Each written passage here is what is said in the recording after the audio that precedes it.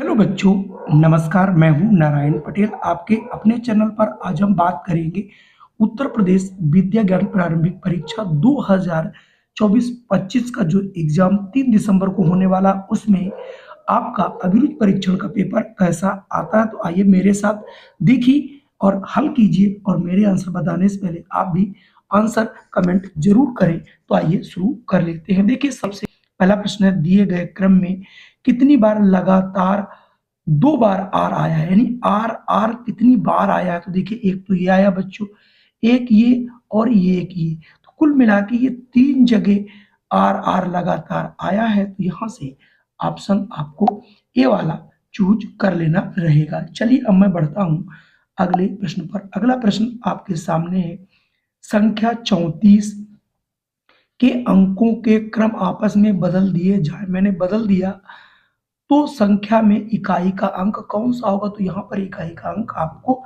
3 बन जाएगा, जो कि ऑप्शन बी में आपको दिखाई पड़ रहा है। तो यहाँ से ऑप्शन बी को आप लोग चूज कर लीजिएगा। अगला प्रश्न है, नीचे दी गई आकृति में कुल कितने त्रिभुज हैं। तो आप यहाँ पर त्रिभुजों की संख्या बहुत आसानी से निकाल सकते हो। 1 और 1 2 और 1 स्वयं बन जाता है। तो कुल मिला के यहाँ पर 3 त्रिभुज बनेंगे।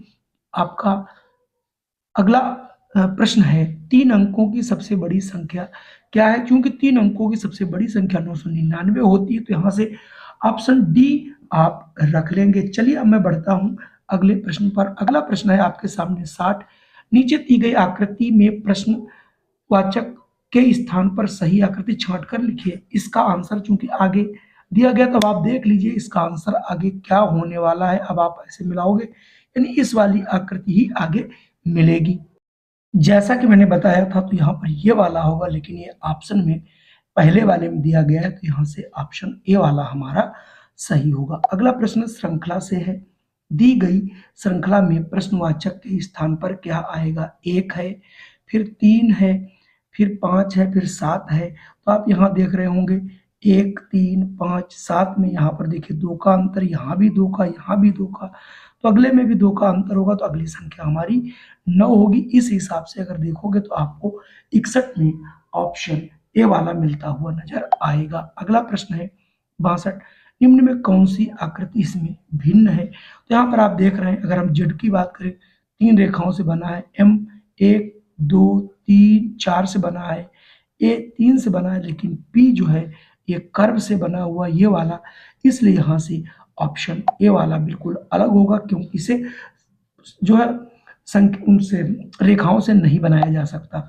अगला प्रश्न 63 से 65 तक है, बेमेल को छांटना है। मेज है, कुर्सी है, स्टूल है, सोफा है। अब आपको यहाँ से बताना है कि कौन बिल्कुल अलग होगा। तो यहाँ पर थोड़ा सा आप लोग ध्यान दीजिएगा।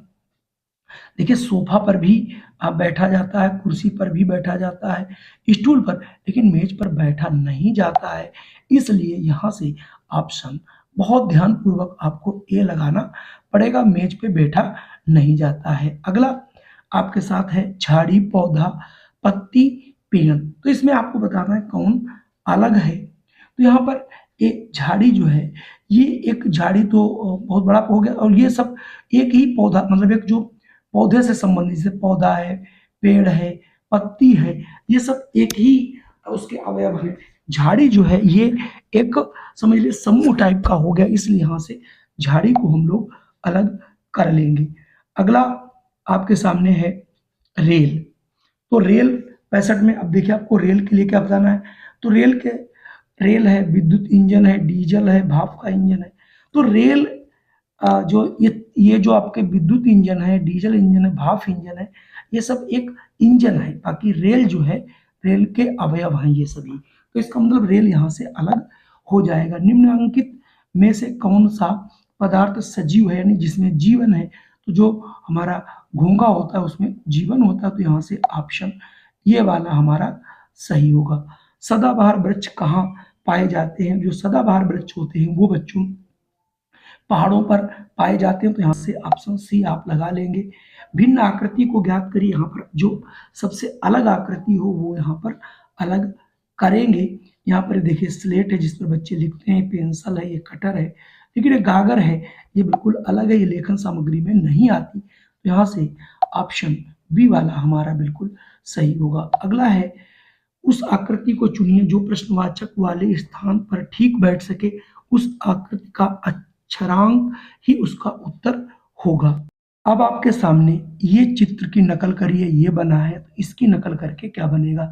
इसमें एक त्रिभुज था, त्रिभुज के बाहर वृत्त थे, एक वृत्त था वो तीनों पे लग गया। तो ठीक इसी प्रकार से इसमें हमारा एक वर्ग है, वर्ग के बाहर आपको एक वृत्त बना हुआ है और ये वृत्त जो है चारों जगह पर लग जाएगा। यहाँ देखिए थोड़ा अलग बना दिया गया और यहाँ पर आपको इनके अंदर चूंकि बाहर लगने थे, ये उसी भुजा में कर दिया गया था, इसलिए ए और डी में आप लोग कंफ्यूज बिल्कुल मत होइएगा। 71, 70 से 71 में समान आकृति चुननी है। यहाँ पर ये आकृति, इसी जैसी आकृति कौन है, यहाँ पर बी बनेगी। और ये 71 में देखिए, 71 में ये बना हुआ पौधा इसके जैसा बिल्कुल अगर देखोगे तो ये बना है, बाकी यहाँ पर बिल्कुल अलग है। हालांकि छपाई इसकी भी थोड़ी सी अलग हो गई है। इसमें विषम का आपको पता लगाना है, तो 72 में आपको विषम बताना है कौन सा विषम होगा। तो विषम में देखिए यहाँ पर त्रिभुज में 1 2 3, यहाँ पर 1 2 3 बन रहे हैं और रेखा जो बीच से इसमें किसी में नहीं काट रही है, डी में बीच से काट रही है, इसलिए ये बिल्कुल अलग होगा। 73 से 75 तक प्रश्नवाचक चिन्ह पर, अब यहाँ पर ये देखिए एक चित्र बना था, उससे इन्होंने पूरे ये जो बाहर लगे थे इसको हटा लेते हैं। तो ठीक इसी प्रकार से 73 में भी यही क्रिया अपनाई जाएगी। तो ये वाला पूरा पोर्शन हट जाएगा, तो सी वाला आकृति बन जाएगी। अगला प्रश्न, यहाँ पर इन दोनों को अगर देखोगे एक दूसरे के विपरीत बन जाते हैं, तो अगला वाला जो बनेगा वो भी इसी के विपरीत यानी खड़ा हो जाएगा। तो इसके विपरीत बनने के लिए यानी ये दोनों पोर्शन आमने सामने रहे, इसके लिए केवल और केवल डी बन पाएगा जो कि इस चित्र को पूरा करेगा। चलिए बढ़ता हूं अगले प्रश्न पर। अगला प्रश्न, यहाँ पर आपको एक लॉजिक लगाना है। चूहा, चूहा का संबंध बिल्ली और बिल्ली का संबंध सांप से है, और तो अगला संबंध क्या होगा। तो आपको यहाँ पर देखना है, बिल्ली जो है वो चूहे को खा जाती है, तो जो सांप है उसको कौन खाता है, सांप को मोर खाता है। तो यहाँ पर मोर ऑप्शन बी में दिया गया है, तो यहाँ से ऑप्शन बी सही होगा। 76 77 श्रृंखला को पूरा करना। अब आपको यहाँ पर एक श्रृंखला दी गई है, फिर ये बना, फिर ये बना। आप देख रहे हो यहाँ पर एक डंडी है केवल, उसके बाद यहाँ पर एक गायब होकर एक और बढ़ गई, एक गायब हुई एक और बढ़ गई। अब इसका मतलब इसमें केवल जिसमें एक पत्ती रहेगी और 4 बन करके बन आएंगे, एक पत्ती 4 बनेंगे। और ये भी हो रहा, पहले इधर बन रहा है तो फिर इधर को बन रहा, अब की इधर बना, अब इस ओर बनेंगे और पत्ती भी कौन गायब होगी, क्रम से यहाँ से पत्तियां जो है गायब होती हैं। तो अब ये वाली पत्ती गायब यहाँ से हो जाएगी, तो देखिए यहाँ से ऑप्शन डी वाला उत्तर हो जाएगा। चलिए अब मैं बढ़ता हूँ अगले प्रश्न पर। अगर 77 को आप बहुत ध्यान से देखोगे तभी बना पाओगे। यहाँ पर देखिए ये सभी में कुछ न कुछ परिवर्तन आपको होता हुआ चला जा रहा है, और हालांकि इसमें परिवर्तन है। अब देखिए हाँ, इनका क्रम यानी ये वाला, इसका क्रम देखिए कहाँ चला गया, ये और ये, इनका क्रम आपको यहाँ देखिए ये इसके बीच में आ गया, इसका फिर ये इसका, यहाँ से ये चेंज हुआ। तो इसके हिसाब से ऑप्शन बी वाला यहाँ से सही हो जाएगा।